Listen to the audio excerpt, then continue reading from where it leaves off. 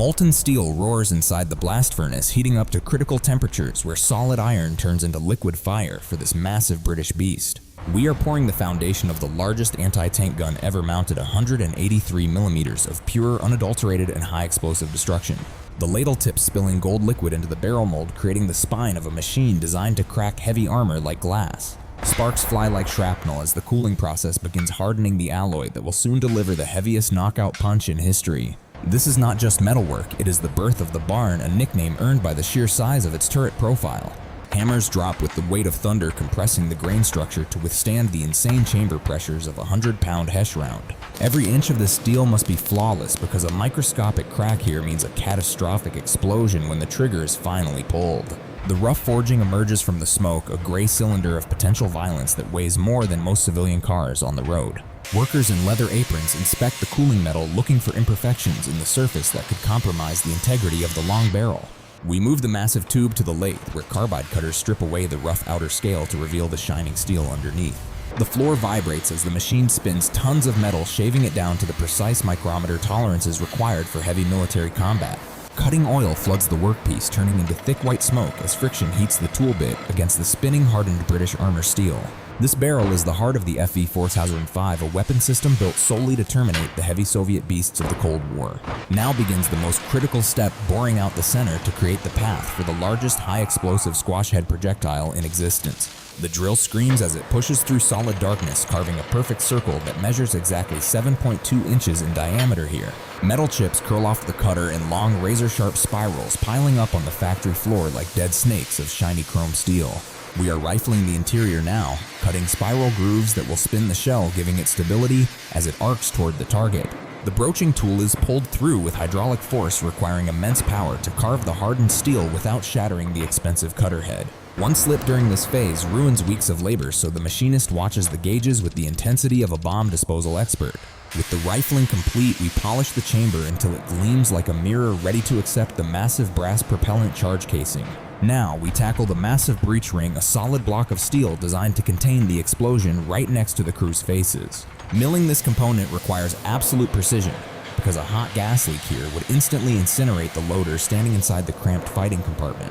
The breech block alone weighs more than a heavy machine gun sliding horizontally to lock the massive shell into the firing position securely.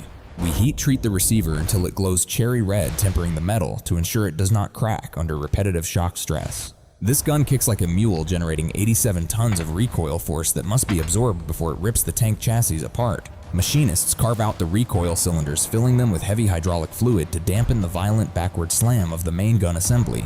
Fitting the loading tray is essential since the ammunition is split into two heavy parts, requiring a strong mechanical assist for the crew.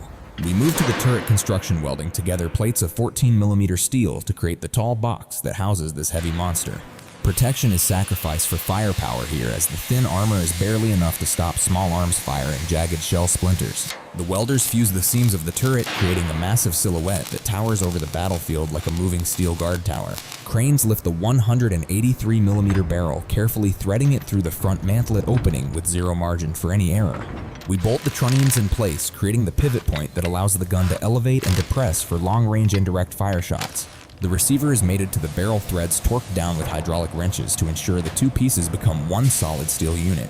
Technicians install the concentric recoil system, a complex array of springs and buffers wrapping around the barrel to manage the raw kinetic energy. At the rear of the chassis, we attach the massive spade, a blade that digs into the earth to stabilize the vehicle firing. Without this spade, the recoil would flip the tank or shatter the transmission, so the mounting points are reinforced with extra heavy welding. We grind down the rough edges of the turret interior, ensuring the crew doesn't get snagged on sharp metal during frantic combat operations. The gunner's sight is installed next to a simple optical instrument that guides the largest caliber shell ever fired by a British tank destroyer. Every bolt on the mount is checked for tension because the vibration from firing this weapon loosens anything that isn't permanently fixed down. The assembly team lowers the completed turret onto the modified Centurion hull, marrying the gun to its mobile track-laying propulsion system at last. The Rolls-Royce Meteor engine roars to life, a V12 beast derived from aircraft fighters that provides the muscle to move this 60-ton mountain. Giant steel tracks bite into the factory floor concrete, testing the suspension as the weight of the massive gun presses down on the road wheels.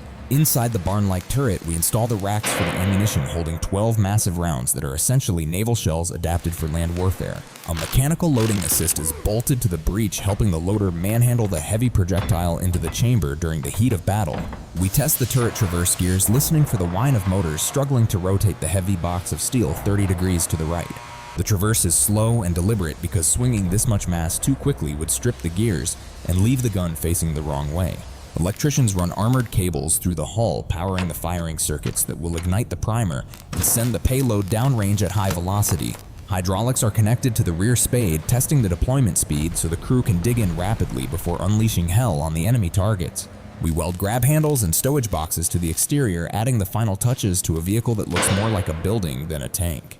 Industrial spray guns coat the steel in olive drab paint, a dark green skin designed to hide this behemoth in the tree lines of Europe. The air smells of ozone and diesel fumes as the final assembly checks are marked off on the clipboard by the chief production floor foreman. We bring in the inert test rounds, massive blunt-nosed projectiles that rely on squash head physics to shatter armor plate from the inside out violently. The loader practices the motion, heaving the heavy shell onto the tray and ramming it home until the breech block snaps shut with a clang. Every safety interlock is verified, ensuring the gun cannot fire unless the recoil system is fully charged and the breech is completely locked in place. The driver climbs into the hull, surrounded by levers and gauges, ready to steer this experimental giant out of the factory gates for the first time. White smoke billows from the exhaust pipes as the throttle opens up, shaking the dust off the rafters in this dark and gritty industrial cathedral. The tracks squeal against the concrete as the FV4005 lurches forward, a slow-moving nightmare rolling out into the daylight to prove its lethal capabilities. We load the tank onto a heavy haul trailer, securing the chains tightly, because this 60-ton payload carries the heaviest direct-fire gun in the world. The destination is the proving grounds, a scarred landscape of mud and craters where we will test if this machine is a weapon or a failure. Engineers set up high-speed cameras and pressure sensors, preparing to capture the exact millisecond of ignition when the trigger is finally pressed on the range. The target is a decommissioned Centurion tank sitting 1 mile downrange, unaware it is about to be obliterated by 183 millimeters. Two crew members struggle to load the projectile, lifting the heavy steel casing onto the tray while sweat pours down their faces in the heat.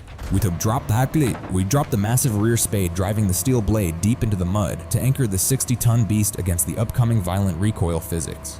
The range officer clears the danger zone because the shock wave from this gun is strong enough to rupture internal organs if you are standing too close. Inside the turret, the gunner aligns the crosshairs on the distant steel silhouette, his hand hovering over the electric firing switch with focused, deadly intent. Fires the command that unleashes hell, and the entire vehicle jumps backward as a massive fireball erupts from the muzzle brake like a volcano.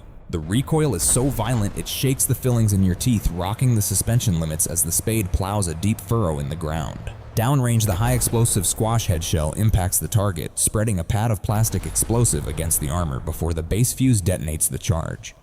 It does not penetrate.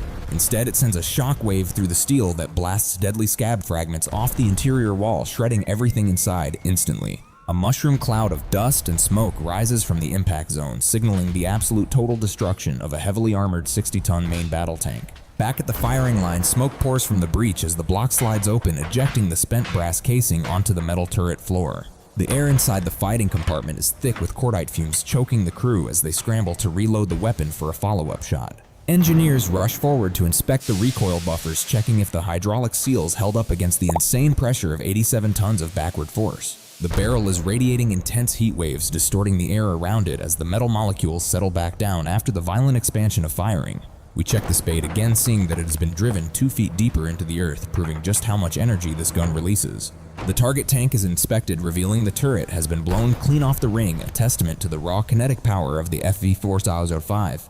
No tank in existence can survive a direct hit from this monster, making it the ultimate equalizer on the cold and muddy battlefields of Europe.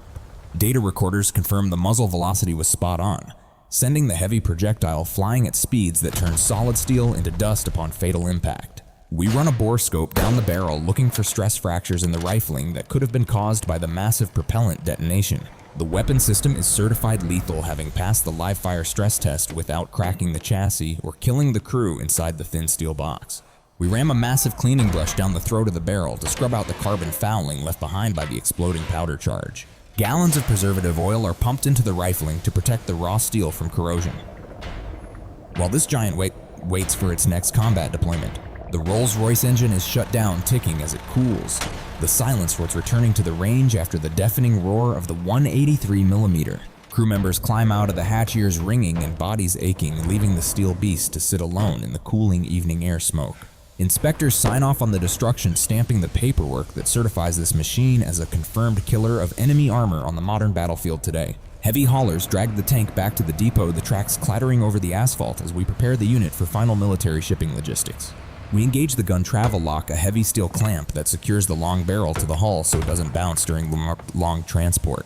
Technicians cover the muzzle brake with a heavy canvas cap, sealing the bore against rain dust and debris during the long journey to the front. Crates of spare parts are assembled, including firing pins and hydraulic seals, because field repairs on this experimental giant are inevitable and absolutely critical.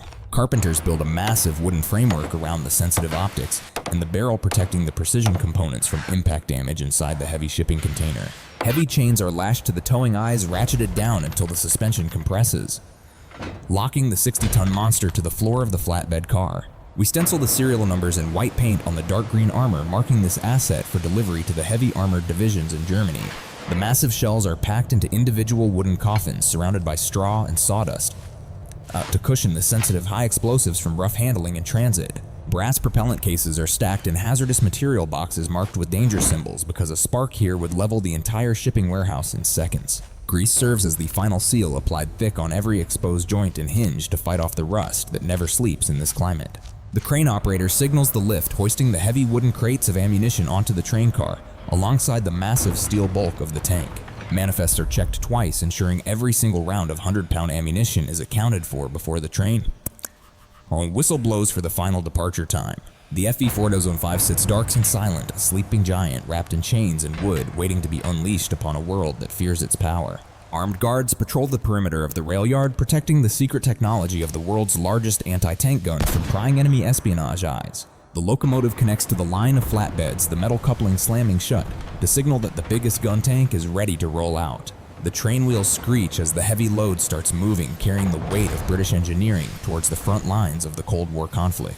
Steel wheels grind against steel rails, a rhythmic pounding that echoes the mechanical heart of this beast as it travels through the dark industrial night. We have taken raw iron ore and transformed it into the ultimate predator, a machine that respects nothing but the laws of high explosive physics. This journey from the foundry fire to the railcar proves that steel can be forged into a weapon capable of changing history forever.